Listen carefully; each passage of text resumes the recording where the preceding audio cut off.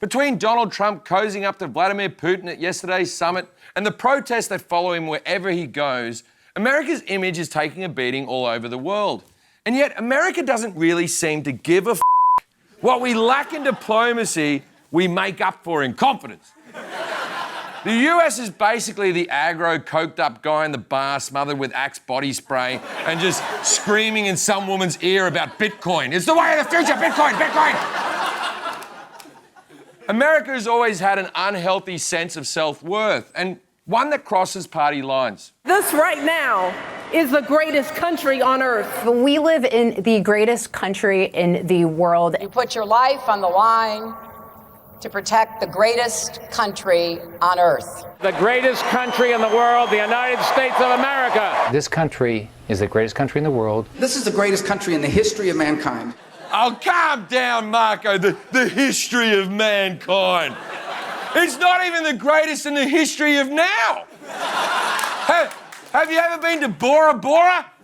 You just sit there on the beach all day drinking cocktails while resort workers rub your feet. Sure, it's not a good country for them, but I had a wonderful time. I'd live there permanently if they had better comedy clubs or a comedy club.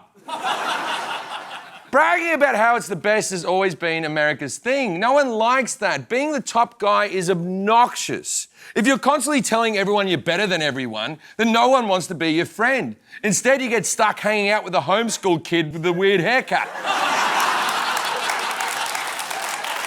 America is so concerned with being number one that we tend to forget that you're not actually number one. The United States was 29th in the most recent rankings of countries by education. The United States is the world's baddest developed nation. We spend more money on healthcare than any other country in the world. But most of us aren't living any better or any longer because of it. In fact, our healthcare system ranks 37th in terms of overall efficiency. So you're the number one fattest, but you're also the 29th dumbest and the 37th health cariest. Try putting that on a fucking statue. And when you're in charge, people expect you to clean up their messes. The US is always intervening in one country or another. You don't need that kind of obligation. It's like, well, should I clean up some kid's vomit at my son's birthday party? I'm the one who put the deposit down. I'm obviously the one who's drunk. What? I should be the one who gets to throw up in the bouncy house. And I did. And this is the point.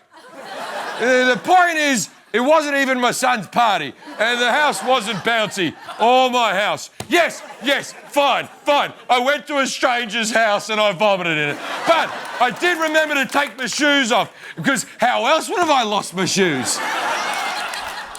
What are we talking about?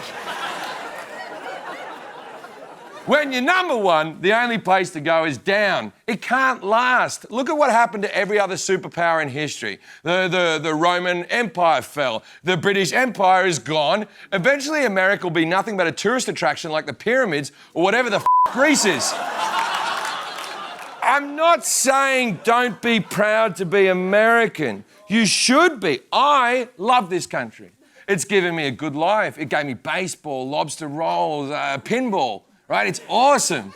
It doesn't matter if it's number one or number three or way down in the double digits. If you live here and you love it, then who gives a shit? Maybe the most patriotic thing you can do is just lower your standards a bit. The way to make America great is to admit it has flaws. I mean, all you patriots who seem to love this country so much, you also hate immigrants. If you don't want them to come here, stop telling them it's so f***ing good. Why don't you film all your movies in Flint, Michigan?